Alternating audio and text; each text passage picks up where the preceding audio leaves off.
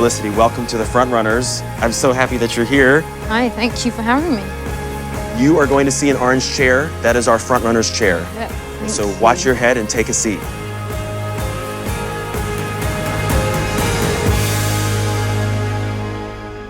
Felicity, welcome to the show. Thanks so much for being here. Hi, thank you for having me. I, like so many people, am so impressed with your performance as Jane Hawking in The Theory of Everything.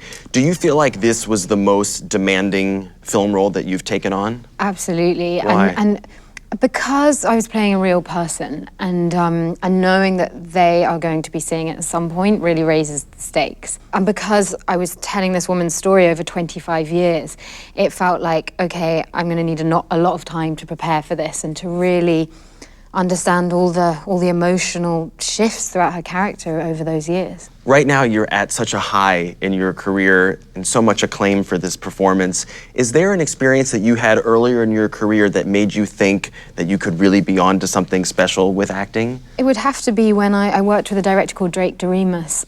We made a film called Like Crazy together, and that was a very special film because it was the first time I'd worked in Los Angeles. It was one of the first times I've even been to Los Angeles, and it was that working with someone who worked in a way that I'd never experienced before. What was different about it? It was always really closed, small sets, intimate sets, only a few people around, not breaking it up, you know, doing lots of makeup and hair checks. It was very much just concentrated time just to get involved in the scenes. And I hadn't really worked in that way before. And also, it was improvising, and I had never done that, but have since loved that and loved doing that in films like Theory of Everything, bringing the spontaneous into moments and not always sticking to the scripts, because you can get something more interesting sometimes. Before that, you had done a lot of television in England, but not so many films, correct? Yeah, yes. Was he taking a chance on you, Drake, in a way? Definitely. I mean, yeah, 100%. I actually, I read the script, and it was one of those experiences where I just knew 100% I had to do it, which doesn't always happen. You know, sometimes you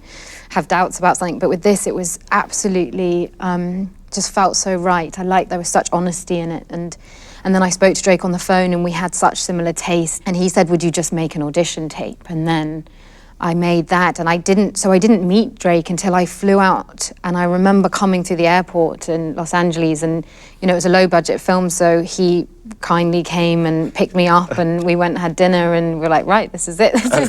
This is where we start making the film. So it was very much driven on instinct, really. He definitely took a chance on me. Well, we're going to look at one scene from The Theory of Everything. This, to me, is the most emotional moment that I can recall in the film. This is when your character, Jane, sees her husband, Stephen Hawking, really for the first time after he's had surgery to... Well, he's just had the tracheotomy, so he can no longer speak. He can no longer speak. So this is your attempt to communicate with him through this letterboard, and she seems quite nervous about it. So let's take a look at this scene together, and we'll talk about it.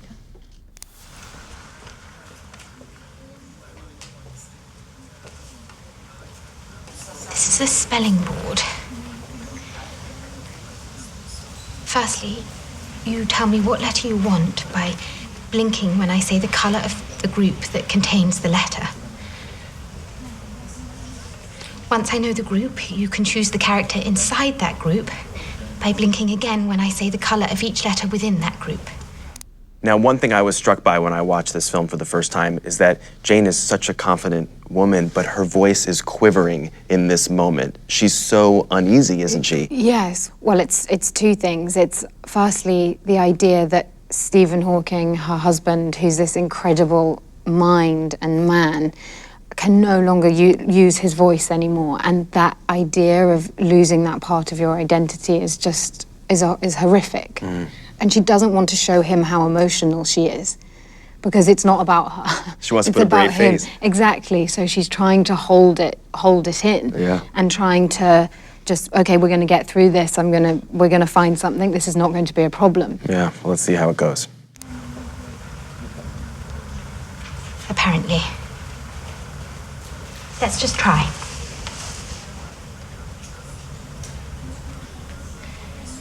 Green. Blue. Pink.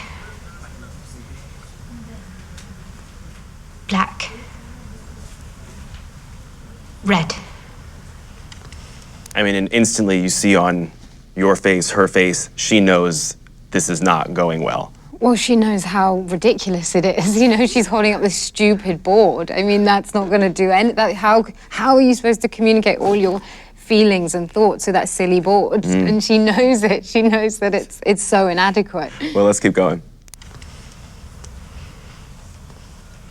Blink to choose the colour of the group of the letter you want, Stephen.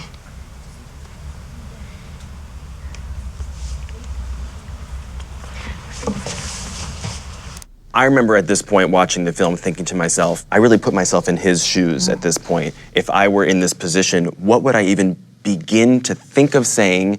How would I even start to use this board? It just would be completely overwhelming. And what was so amazing about Stephen and Eddie playing him is that Stephen, even when his voice, because the disease was affecting his voice, and it was so hard for him to speak, and it came out in this very strange tone, and for ages he was speaking at almost this quite squeaky voice, but Stephen's resilience was that he just persisted until the very last point, until he finally couldn't speak anymore.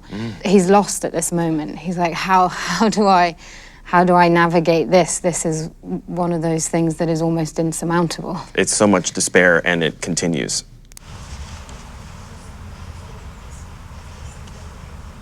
Green. Blue.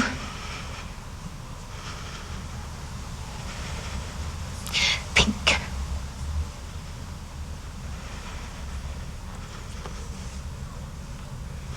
Black.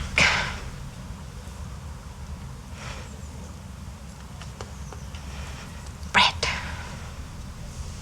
It's amazing to me how just a line of 5 words, 5 colors, can have such a strong impact. Well, I think I felt that she feels like if I can't make this work, I'm worried our marriage is over. This is her fighting for their relationship to continue as well, which they've done. They've survived so many hurdles before, and she's determined that they're going to get through this one. But is this the one that's going to break them apart? Now, I love the last 25, 30 seconds of this scene because there's no more words, but it's still such a beautiful and powerful moment.